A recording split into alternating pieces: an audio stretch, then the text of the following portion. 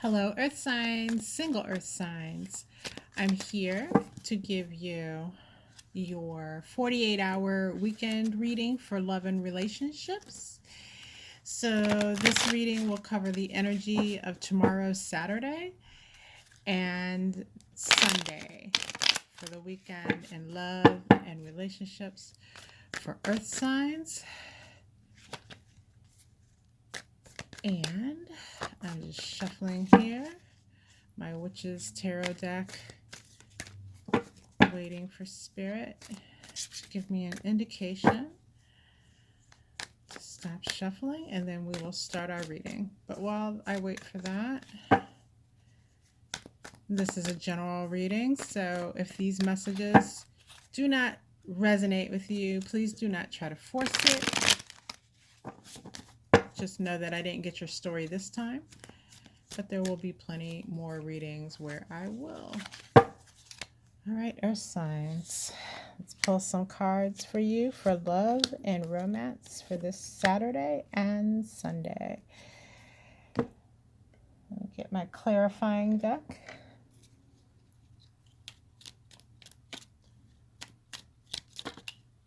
Oh goodness, they're shooting out of the deck here. Okay. So the first card that I got for you, Earth signs, is the Two of Swords in reverse. And what I see for that is you coming out of a period of indecision in regards to matters of the heart. You're coming out of a period of indecision, but you're not necessarily ready to step out and face the world, or step out and actually kind of mingle around, or actually like go out on a date. So I'm just not seeing you wanting to engage with others necessarily. That's kind of the mood for the weekend with this hangman clarifying this Two of Swords. But in your mind space, you have gotten some I'm just feeling like an extreme amount of clarity regarding some issues that you felt cloudy on, that maybe you felt clouded your judgment as far as love and relationships were concerned. It almost feels as if there was some type of situation where you could have felt like at a crossroads in a sense. And I get a strong feeling of feeling like you had to um, sort through some occurrences that had taken place and look for the truth and find your true feeling on what was happening. So it really feels like coming out of the dark. And even though you're coming out of the dark mentally and you are in a clear headspace with it, you're not ready yet to like physically engage with those around you. Now, you may be in a situation, what I'm feeling is, where maybe you already had plans, or for some reason you are being put into a situation where engaging is something that you are obligated to do at this time, but you won't be stepping into it really um, wholeheartedly, I guess. You'll do it out of obligation, but and you'll go ahead and not disappoint, but it's not like you're in the mood for it. You want to be bothered with it. You would much rather just kind of stand back at this time and really kind of be to yourself is what I'm feeling. It's a feeling of, oh my God, I need to go to this party because I committed to it. But if I had my way, I'd be at home on the couch with some ice cream watching Netflix, kind of thing. And then the Netflix would just be to kind of have background noise, because I feel like even though you have gained this sense of clarity as I was speaking about, you still have stuff there that's just kind of on your mind. And the danger there, I would say, would be in getting stuck in analysis paralysis and overthinking things way too much. So try to pull back from that, and make the best of whatever you have going on this weekend. The second card that I pulled for you is the Death card in reverse. And hmm, it's weird because, in the Death card, there's always this figure on a horse, usually, that has on full armor. And I'm sorry, this is so dark. I need to pull my other light in here. I didn't realize until I started filming here how dark this was. But in this case, what I was saying was usually depicted on the Death card. There's this figure in a full suit of armor on a horse riding through, kind of causing destruction wherever they go. With it being in the reverse and just the first glimpse of the card, it just made me think of you again. What we were talking about here with the kind of wanting to pull back and be to yourself. It makes me think that not only pulling back and being to yourself, but you kind of are like, all right, well, if I'm going out, I am going to put on my full armor. Like, I am going to wear my whole suit of armor. No one will be able to penetrate and get to me emotionally and cause me any kind of grief. It's a feeling of expecting someone to cause you grief and preparing yourself in advance so that you don't have to face that. Because I feel like a lot of that's been going on in the background for you. The third card that I pull is the Ten of Swords in reverse. And of course, the Ten of Swords upright is a horrible scene. It's, this figure lying on the ground. He's stabbed through the back with 10 swords. And with it being in the reverse, again, like I said, there's this heavy, heavy feeling that I'm getting around this reading. Um, so what I'm seeing is just having that heavy energy over you recently, probably when you started to go in within and try to really pull out what it was that you needed to work through mentally in this situation. Um, but I feel with this Ten of Swords in reverse, since you reached that clarity with these two swords, you were able to pull two of these 10 swords out of your back. So now you are able to start to move forward and start the healing process, from whatever recent hurt, that you've been through. And uh, as I look at these swords in the card, really, I keep hearing the word like the swords are kind of representing a lot of lies that you've been told, a lot of mistruths. So you pulled out some of those mistruths, you found the actual truth that you needed. That's beginning the healing process, even though at this point it doesn't really feel much like healing, right? It's still very raw. So, understandably, you would put on that full suit of honor before engaging with others, whether they're the ones that actually caused this havoc or not. You just are really raw, and you would rather others not be able to discern that about you. All right, let me pull a couple of romance oracle cards.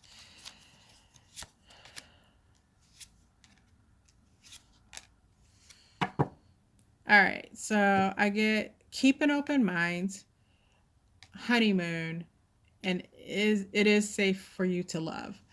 So I'm automatically, or not automatically, I am right away picking up that these cards aren't,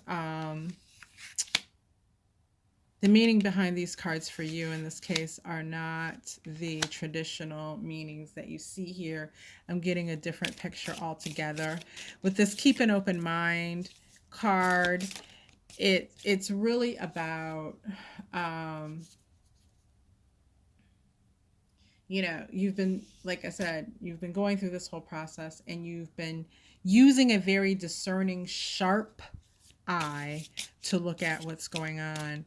And with the keep an open mind, that's just giving me the vibe of the fact that, you know, even though you've been through this, it hasn't felt good at all.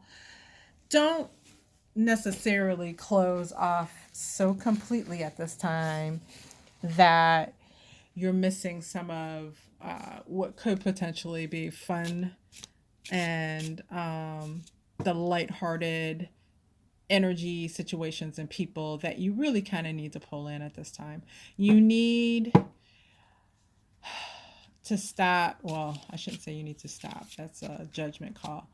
What I'll say is it's pointing to, instead of concentrating on being so tough with this suit of armor to cover the raw feelings, really you need a release. So to get out and to actually laugh, have fun, and be playful with others would do you a world of good at this time. So keep an open mind around invitations that you may receive, and keep an open mind about actually going out and making a situation like that occur, whether it's just like a girls' night or just getting together with some people that you haven't connected with in quite some time and actually engaging. And I hope we all know.